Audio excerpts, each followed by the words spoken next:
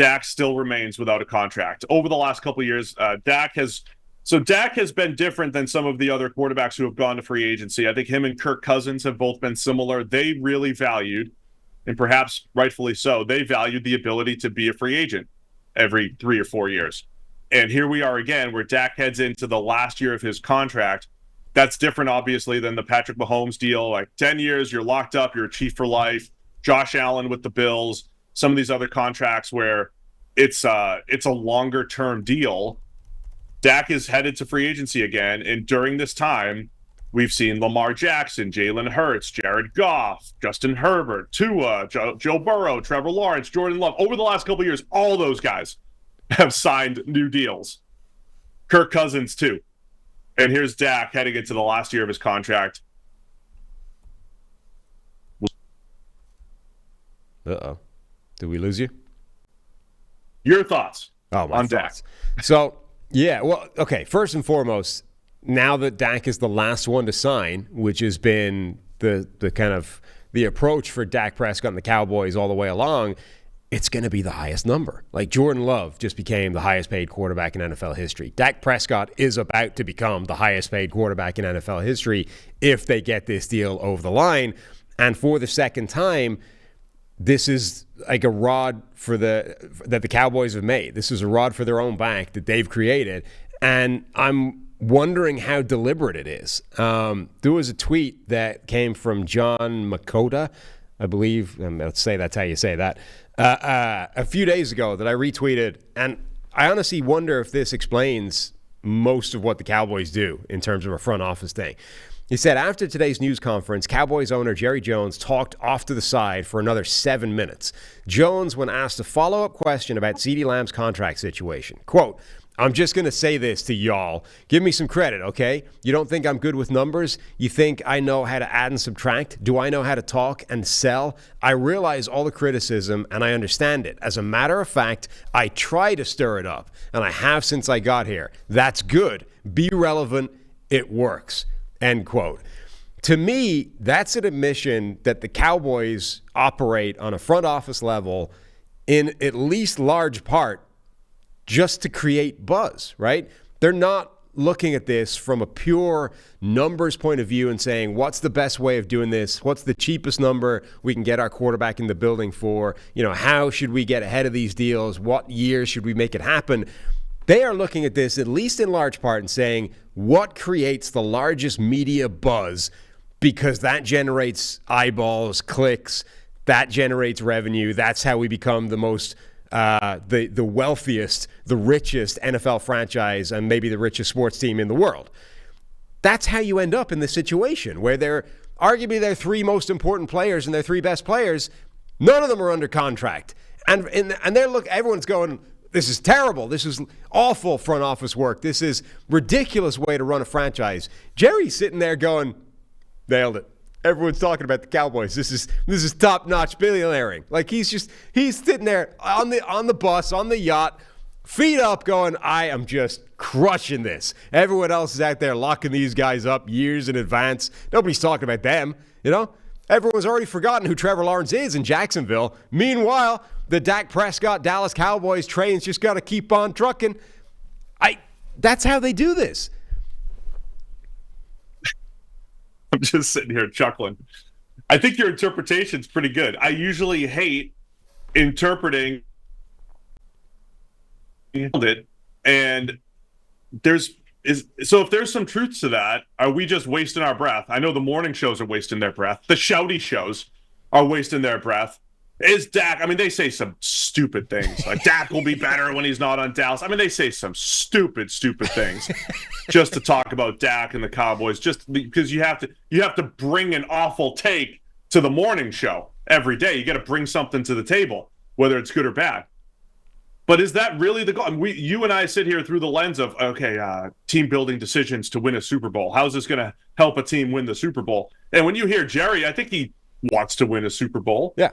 But when he makes a quote like that, like, oh, yeah, we just want to have our three best players ready to break the bank and, you know, unsigned heading into their last year of their deal because it's better for buzz, then makes me think maybe the Super Bowl isn't the number one goal. Well, it makes me feel like, as a as a man intimately familiar with the mind of billionaires, You sure are. there's one thing I think that billionaires definitely believe more consistently than other human beings, that they can have their cake and eat it too. And why wouldn't they? They have so far in their lives. They're billionaires, right? It's worked out so far, right? Wanting all of it and getting all of it generally seems to work for billionaires in a way it doesn't for the rest of us. So Jerry Jones looking at this and saying, I can get all my guys locked up and create a Super Bowl caliber roster and create all this buzz and get the Dallas Cowboys as the top headline on every show in the world, America's team, and that's how we get the most money, and we're the richest franchise, and we're the one everyone's talking about. Like, he thinks he can do both. And maybe it never occurs to him, though I think it probably does, that one is directly working against the other, and like you harm your ability to create this team by like costing yourself more money than you need to for these deals. But I genuinely think that he believes he can do both at the same time. But clearly, it's a problem. Like, it's definitely working against their best interests, because like Dak's first contract was onerous on the salary cap situation and the flow of money and all those kinds of things. The second contract is going to be even worse. And you've got these other big deals to get locked down as well. Like, it is making it harder than it should be. So the other dynamic at play here for Dallas, they've been probably the best drafting team in the NFL over the last 6 or 7 years. Bringing in guys, all these guys we're talking about. The fact that they have a decision to make on Micah Parsons and CeeDee Lamb, and you know the talent that they've brought in there, their offensive line, they always continue to draft and develop there. The secondary with Trayvon Diggs. I mean, there's so much talent there. They've been the best. And now the Dak Prescott before, would Dallas ever just let him walk? Would they ever just let him walk? Or are they just playing this game for the buzz, like you're saying? They're like, I don't care, give him the 60. Everyone else is at 55, give him 57, and let's move on. And then Dak comes out with a comment saying, hey, a lot of great quarterbacks that I know finished their career with different teams, right? Joe Montana, Tom Brady, Peyton Manning. A lot of guys didn't go wire to wire with the same team, Aaron Rodgers. So now Dak, is he thinking, I'm with 1 foot out the door? Or is he thinking, man, I should stay here in Dallas. I got this really good nucleus. I assume, let's assume they re-sign CD at some point. You know what you're getting into here. Because if Dak's on the market, man, say what you want about him. He can't win in the playoffs, and you don't want to pay him $60 million and this and that. Well, you think the Giants would want Dak Prescott if he's a free agent next year, if they could walk away from Daniel Jones? Do you think the Raiders would want Dak Prescott to try to compete in the AFC West if he's a free agent next year? Do you think, does Sean Payton play that game and just give up on Bo Nix after year one and go after Dak Prescott? I mean, there's a lot of teams around the league. The Panthers, if they had to give up on Bryce Young after year two, there's a lot of teams that would love to pay Dak Prescott 57 to 60 million because their current situation is terrible. Yeah. So, okay, outside of the whole Jerry Jones operation discussion and what exactly the Cowboys are doing and how deliberate it is and all that kind of thing, the scary element for Dak Prescott, the thing that would worry you as a front office guy looking at this and evaluating, is he worth the richest quarterback contract in NFL history? Again, for Tua, it was the system quarterback thing. For Jordan Love, it was the sample size thing. For Dak Prescott, it is the playoff stuff, right? And last year, I mean, we talked about this a lot. Last year, I think, was the most damning indictment of Dak Prescott and the Cowboys in terms of, this is bigger than just like winning a playoff game against a good team. This is not the Miami thing of, can you beat the best teams, or are you simply a flat track bully and you beat up on bad sides? This is, the pressure came on. You suddenly got a flashback to 20 years of Dallas Cowboys playoff memes, and you completely seized up and played terribly. Like, the Cowboys as an offense and Dak Prescott individually played horrendously in that wildcard game against Green Bay. Dak had an overall PFF game grade of 60 and a passing grade of 56.5. This is in a year where he had a passing grade of 87 and an overall grade of 90. And if you look at his career for the postseason, he's kind of been garbage in the playoffs. Dak Prescott's career grades in the postseason, overall 70.4 and passing grade 66.3. And again, last year those numbers were 90 and 87 in overall, including that playoff performance. So Dak Prescott has shown that generally in the regular season he's capable of some extremely high-end play. We've got 4 years now with at least an 80 grade overall. He's capable. Like last year, he was arguably, from a statistical point of view, he was the MVP. From a narrative point of view, from a who did you do it against, your Heisman moments point of view, Lamar Jackson became that guy. But statistically, it was pretty hard to create a case for anybody other than Dak Prescott last year. And yet, as soon as it got to the postseason, where the games matter the most, he absolutely wilted. And then you contrast that, okay, it's an unfair comparison because Patrick Mahomes is Patrick Mahomes. But you contrast that with Mahomes, who every time we get to the playoffs is like, all right, time to take it seriously now and plays his best football. Yeah, I mean, the reason why Dak wasn't even thought about as MVP is because he was pretty bad in big games. He was bad against good teams, right? There was a point in the season where he had a 90 grade against sub 500 teams and about a 70 grade against any kind of good team, playoff caliber team. He had a 46 grade against the Niners in their big matchup in week 5. He had a 39 grade against the Bills when it was, the Bills were the hottest team in the NFL and the Cowboys got wrecked in Buffalo. Played pretty well against the line. Like he played pretty well against the good teams that he played well against were teams like the Eagles in the second half or the Lions in the second half, who had poor secondaries and were depleted. So to me, that is as big of a question about Dak. It's not just the playoffs. It's if you're the Cowboys or you're the Dolphins, both teams coming into the season, how do you say, oh, let's just get better against good teams? I mean, Dak beat up on the Patriots, the Chargers defense, the Giants twice last year, the Commanders twice last year. I mean, he beat up on the bad. How do you weigh being the front runner, so to speak, having all the good stats against the bad teams, and then saying, okay, when these big games come up, we got to play better. And so I think Dak had his best overall throw season, statistical season, but it was also inconsistent against better teams. I still think he's still one of those top 8 quarterbacks, though, that you say, hey, is he capable of going on that 4-game run to win a Super Bowl? I think he is. And that's probably worth paying. But with Dallas now, if you're going to pay him almost 60, and Micah Parsons is going to want over 30, probably the highest paid defensive player in history, and CeeDee Lamb's going to be up over 30, how do you build a team with that nucleus intact? How do you actually keep that the trio intact and still build a team around them? You would have to draft at the same level that you have the past 6 or 7 years, and we know that is a really difficult thing to maintain. But so generally, I think a lot of these like big moments or prime time or playoff, like a lot of those narratives, I don't think are like they're just noise, right? It's randomness, it's who you're playing, it's whatever.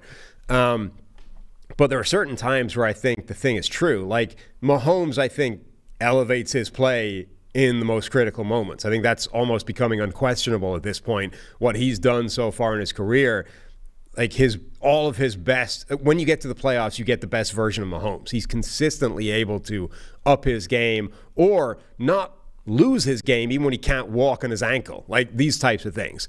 And I also think that we've reached a stage now where Dak's poor performance in the playoffs is becoming difficult to deny it's becoming difficult to explain away in just like variance terms, like particularly coming off a game like that against Green Bay where it looked so much like they just completely, the moment got too big for them.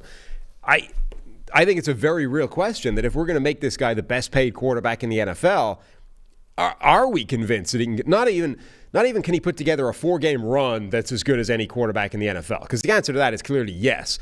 The actual question is, can he put together that 4-game run in the playoffs? Because there's no evidence of that so far. Yeah, he's got that one really good game, right? It was 2022 against the Bucs. Excellent game in the wild card round in Tampa Bay. Other than that, it's been pretty poor, right? That he followed it up with a 39 grade against the Niners in 2022 in the divisional round, and then last year wild card round at home as the 2 seed against the number 7 seed Packers. the 60 overall grade, 56 passing that you mentioned earlier. So, yeah, I think it's a valid question here. And all that said, I still think Dallas probably ends up signing him at some point, but I would be fascinated. It would be good for us. It'd be good for business, Sam, if Dak hits free agency and we get to talk about that, leading up to March next year and figuring out where he's going to land. Maybe that's where Jerry plays, 4D chess. Everyone's like, eventually he'll get his quarterback signed under contract. Maybe he's looking at this and going, think of the 2025 March headlines when the Dallas Cowboys are heading into the free agency with Dak Prescott, a free agent, out in the open market.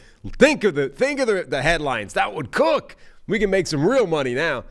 Sitting back at his yacht, watching all the shouty shows while everybody criticizes Dak for not winning the big one, and he's just like, this is the Cowboys are in the news in March. I do think, though, on a serious note, like if that becomes your analysis of Dak Prescott, right, a guy that's capable of an all-pro type of season in the regular season, but we don't have confidence that he can win in the playoffs.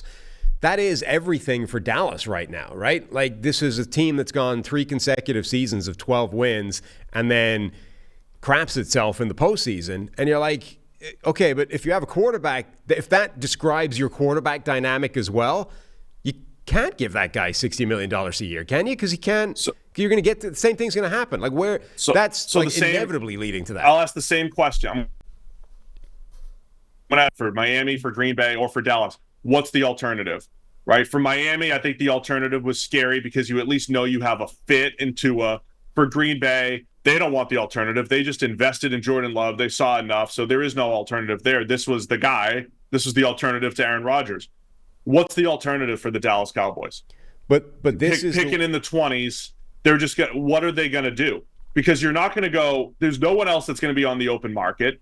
There's no one else you're going to bring Deshaun Watson in from the Browns. Like, what is the alternative for the Cowboys outside of Dak Prescott? But where I would argue it's different is that the sort of the scary red flag thing, this is the one that could be terminal, right? Like, the scary red flag for Miami is Tua a system quarterback, and the only way that's a problem is if you don't do a good enough job keeping a team intact around him. Theoretically, Miami's going to look at that and they say, okay, it'll be more challenging. We can make sure this group stays intact. We can keep the pieces. All it takes is a couple of good draft picks and we're fine.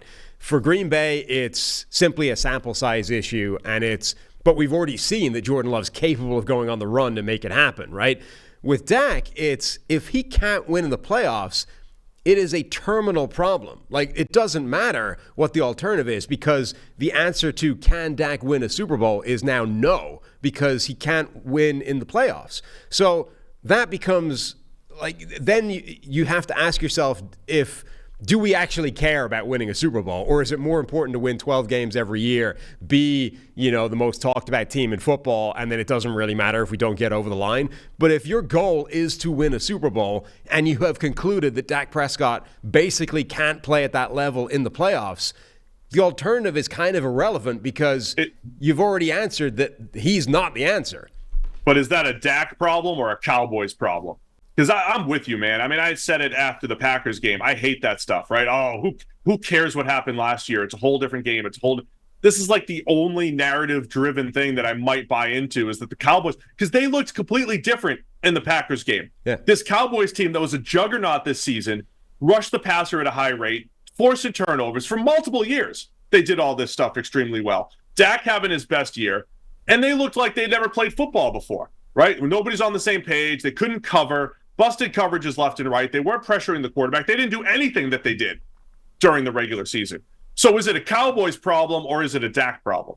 Because if it's a Cowboys problem, just bring Dak back and help you solve it for the Cowboys, Yeah, but I mean, again, I think most of these narrative-driven sort of conversations are made up. Agreed. But I do think that there's something to, there's something to certain players being able to either turn it on in the postseason or not and actually go in the other direction. Throughout NFL history, I think certain guys have been able to do it and other guys are not. And obviously Mahomes is the best example right now of a guy who's definitely able to zone in, find his best play, and consistently get the best version of Mahomes every time you hit the playoffs. Dak Prescott appears now to be a consistent version of a guy who's the opposite is true. And if that's the case, you do have to ask some fairly existential questions about how important is winning a championship to this team. All right, do you have a final prediction for what happens with Dak here? I think they end up getting him under contract, and the number per year starts with a 6. Just for the fun and for the content, I'm going to predict Dak Prescott does have a number that starts with a 6. With the Las Vegas Raiders next March, Dak becomes a Raider next year. So we're just going to play out the contract. So, okay, who gets play it out? All three of them now. Dak Prescott, CeeDee Lamb, Micah Parsons. Who does Dallas actually end up signing? Definitely Micah Parsons. Unless for some reason there's a lot of talk about him and Zimmer and the fit, and if for some reason that just doesn't work or Zimmer screws him up. But I think Micah Parsons definitely. I mean, if I'm going to say Dak goes elsewhere, I'm going to say that they sign Parsons, they sign CeeDee Lamb, and then they get creative at quarterback. That would be ballsy. I mean, you'd have to give Jerry credit there. Like, whatever about, doing stuff for the headlines, that would be a gutsy move. Taking a guy, I mean, it would be the move, and maybe more so, it would be the move that the Vikings basically never had the guts to do with Kirk Cousins, right? To finally put a stop date on this and say it's not going to work with this guy. We have to go in a different direction. For Dallas to do that early into Dak Prescott's career, that would be a hell of a statement. The problem is I don't know what the alternative would be, right? They're picking in the 20s next year. They draft like Shedeur Sanders or something at 25, and they just say, we're going rookie contract quarterback. Or Deshaun Watson shows signs of life with the Browns, but it's not enough that the Browns are like, yeah, we need to keep going with this, and they start to move off of Watson, and the Cowboys try to bring him in. I don't know what the alternative actually looks like yet. It would be very easy, to take this too far, because Jerry Jones does not always just do the thing that generates the most headlines, right? Remember when they were supposed to be drafting Johnny Manziel, right? He doesn't just do that, right? But, however, yeah, can you imagine Shedeur Sanders with Deion Sanders over his shoulder in Dallas as the new Cowboys quarterback? That would blow the world up in terms of headlines and buzz and all that kind of stuff.